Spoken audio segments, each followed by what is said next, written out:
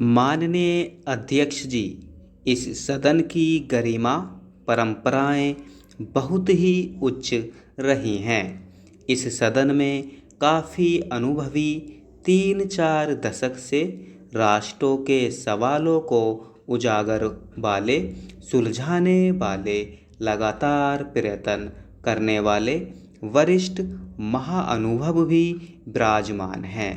जब मुझ जैसा एक नया व्यक्ति कुछ कह रहा है, सदन की गरिमा और मर्यादाओं में कोई चूक हो जाए तो नया होने के नाते आप मुझे क्षमा करेंगे, ऐसा मुझे पूरा विश्वास है। महामहिम राष्ट्रपति जी के अभिभाषण पर लोकसभा में 50 से अधिक आदरणीय सदस्यों ने अपने विचार रखे हैं। मैंने सदन में रहते हुए और कुछ अपने कमरे में करीब करीब सभी भाषण सुने हैं।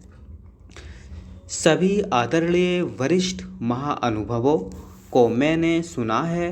एक बात सही है कि एक आवाज़ यह आई है कि आपने इतनी सारी बातें बताई हैं, इन्हें कैसे करोगे?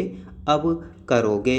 मैं जानता हूँ कि सही विषय को स्पर्श किया है और यह मन में आना बहुत स्वाभाविक है। मैं अपना एक अनुभव बताता हूँ।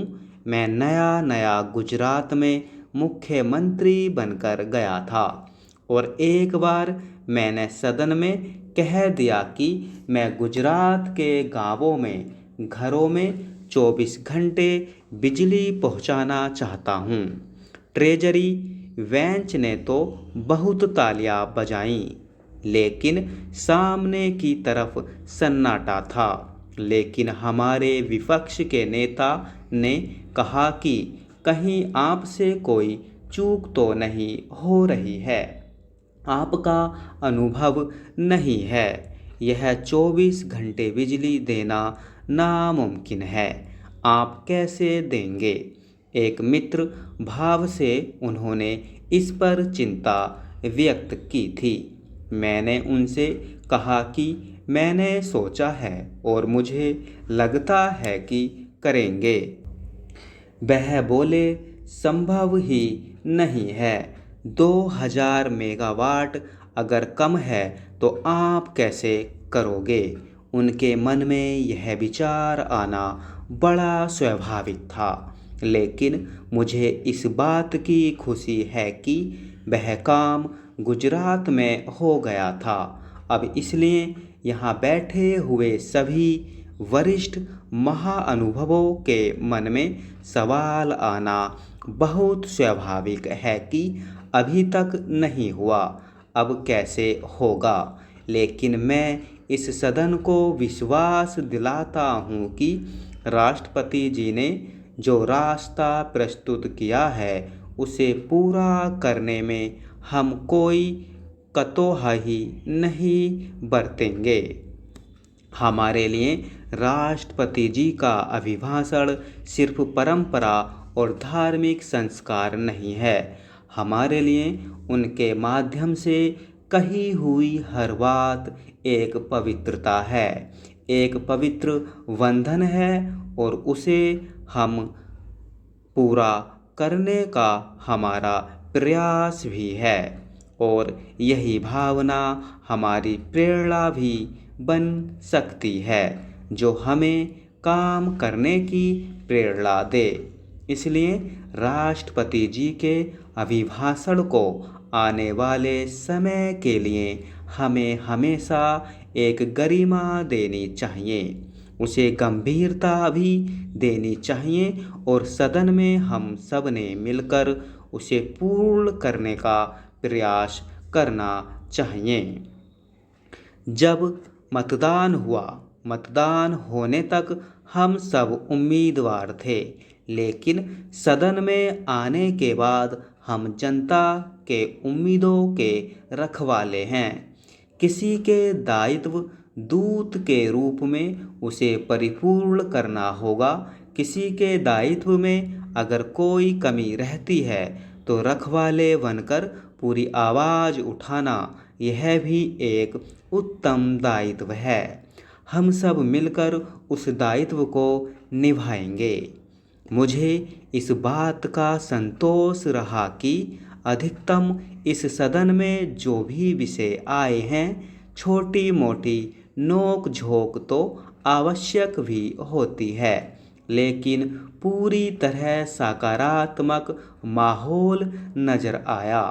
यहाँ जो भी मुद्दे उठाए गए उनके भीतर भी एक आशा थी, यानी देश के 125 करोड़ नागरिकों ने जिस होश के साथ इस संसद को चुना है, उसकी प्रतिध्वनि इस तरफ बैठे हों या उस तरफ बैठे हों, सबकी बातों में मुखर हुई है।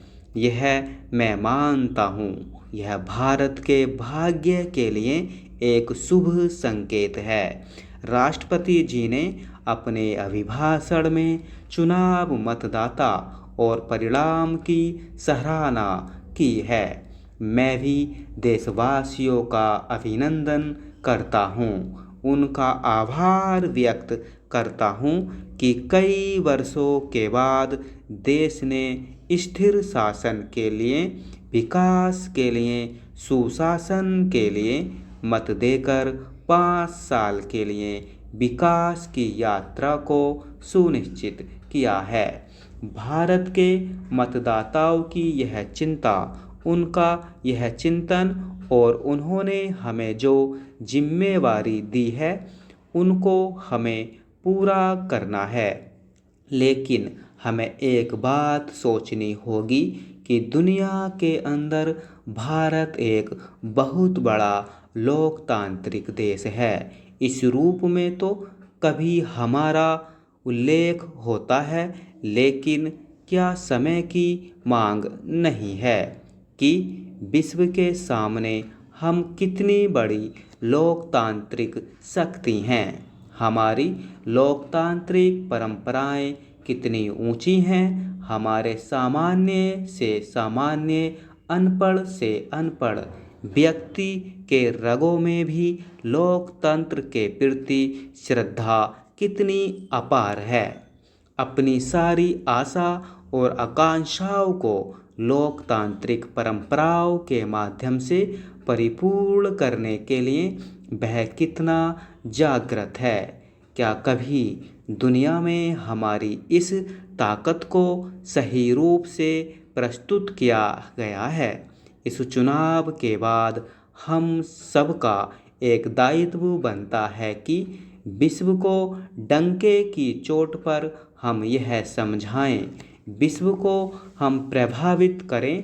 पूरा यूरोप और अमेरिका मिलकर जितने मतदाता हैं, उससे ज़्यादा लोग हमारे चुनावों में शरीक होते हैं। यह हमारी कितनी बड़ी ताकत है। क्या विश्व के सामने भारत के एक सामर्थ्यवान रूप को कभी हमने प्रकट किया है? मैं मानता हूँ कि यह हम सबका दायित्व बनता है। यह बात सही है कि कुछ खाली जगह है। 1200 साल की गुलामी की मानसिकता हमें परेशान कर रही है। बहुत बार हमसे बहुत ऊंचा व्यक्ति मिले तो सर ऊंचा करके बात करने की हमारी ताकत नहीं होती है। चमड़ी का रंग भी हमें प्रभावित कर देता है।